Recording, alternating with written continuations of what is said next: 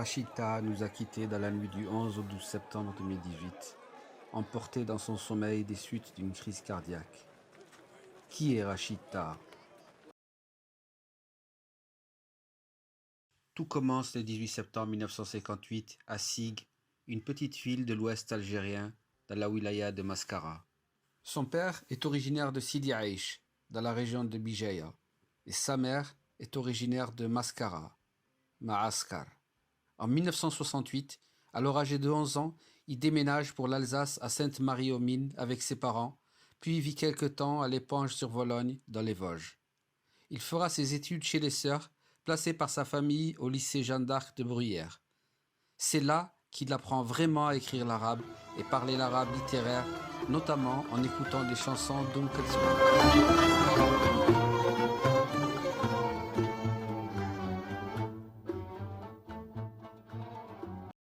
Un peu plus tard, il va s'installer dans la commune de Rieux-la-Pape où il va enchaîner divers petits boulots. C'est à l'usine Thermix qu'il fait la rencontre de Mohamed et Mokhtar Amini et avec lesquels il va former le groupe Carte de séjour, rejoint plus tard par Jérôme Savy. Rachid Taha a toujours prôné l'intégration et la tolérance envers les immigrés. En 1983, il va participer à la marche pour l'égalité, surnommée par les médias la Marche des Beurs, qui est une marche antiraciste inspirée des moyens d'action de Martin Luther King et Gandhi et qui s'est déroulée du 15 octobre au 3 décembre. En 1986, Taha et Carte de séjour défraient la chronique en reprenant Douce France. Douce France, chérie de mon enfance, bercée de tant d'insouciance. Une chanson que Charles Trenet interprétait en 1943 pour soutenir le moral des prisonniers français et des jeunes gens réquisitionnés pour le STO, le fameux service du travail obligatoire dans les territoires du Troisième Reich. Le texte de la chanson fut distribué aux députés de l'Assemblée nationale. 1984, sortie du tout premier album intitulé Khokhomani.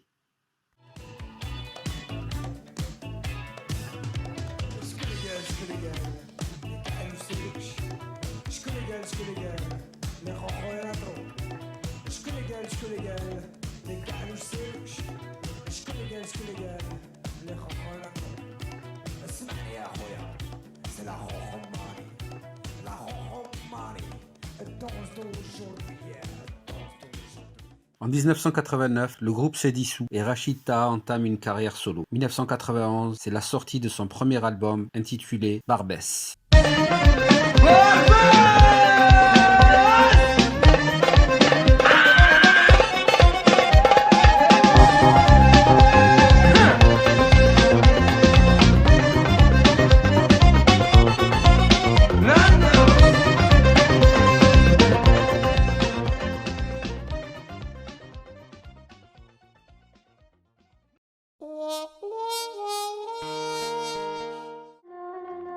En 1998, il sort l'album Diwan qui compile des compositions Shabi de Haj al-Anqa, de Aqliya Hiyaten ainsi que Nas al-Riwan, mais également de Farid al-Atrash.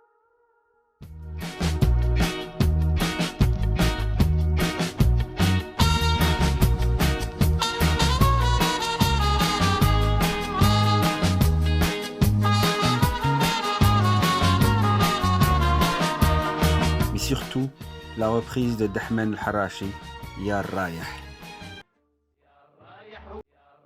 وين مسافر تروح تعيا وتقول لي شحال ندموا العباد الغافلين قبلك وقبلي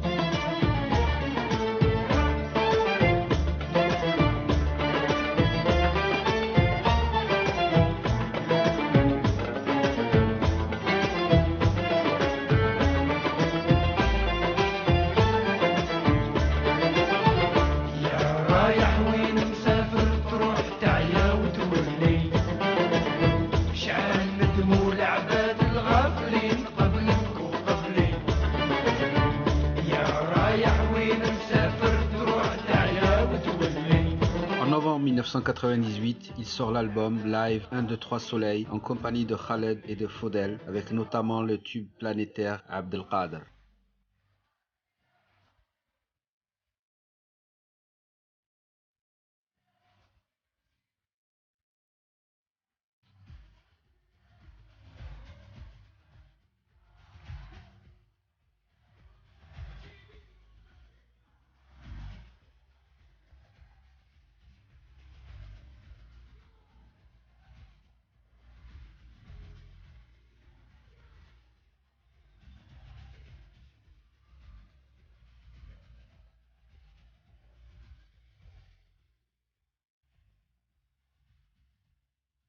Rachita a toujours revendiqué l'héritage de Shihar Remiti, dont il a repris de nombreux rythmes et mélodies.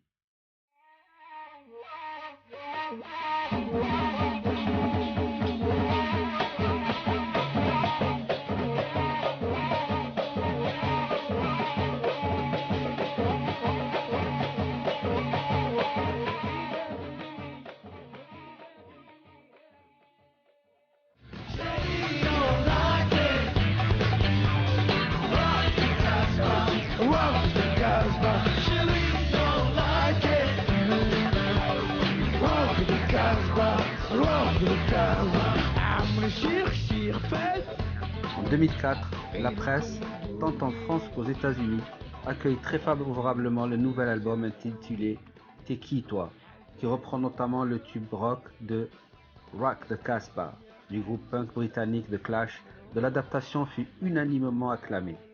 Mike Jones ayant déclaré préférer la version de Taha qu'ils ont chanté ensemble plusieurs fois sur scène, notamment lors d'une session de l'émission Taratata sur France 4.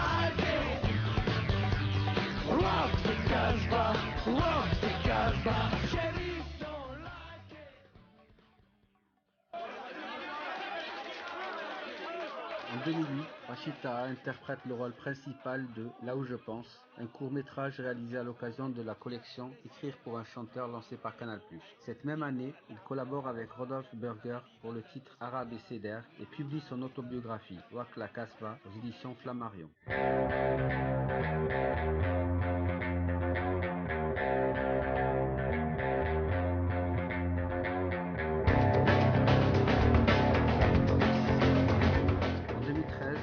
Son 9e album solo, Zoom, produit par Justin Adams, contient notamment des hommages à Elvis Presley et Pink Floyd. Il va encore une fois faire le tour du monde Partout et sur la douce France. En 2016, Rachita reçoit un trophée des victoires de la musique pour l'ensemble de sa carrière. Santana avec Damon Albarn, évidemment un chanteur de rail mais aussi un chanteur de rock, un vrai mélange de styles. Et pour toutes ces raisons, chère Rachita, nous sommes très honorés de vous attribuer la victoire des 30 ans de musique du monde. Ouais, elle est où cette victoire? Elle est là, Marie. Merci. En 2017, il crée le groupe Couscous Clan.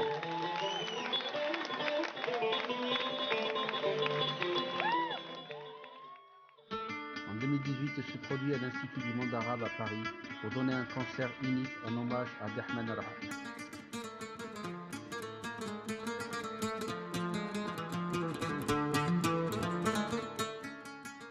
Rachita souffrait de la maladie d'Arnold Chiari, diagnostiquée en 1987 à l'âge de 27 ans. Parfois silencieuse, cette anomalie peut expliquer une hypertension intracrânienne ou certains troubles neurologiques.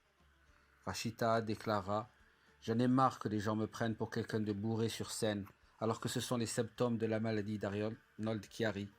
Je titube car je perds l'équilibre, je vacille, cela génère un dérèglement dans le corps. »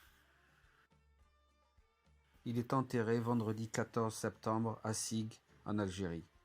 Ses amis lui ont rendu un hommage à Paris, alors que la mort de l'artiste continuait de susciter de nombreuses réactions en France, pays où il est arrivé à l'âge de 10 ans.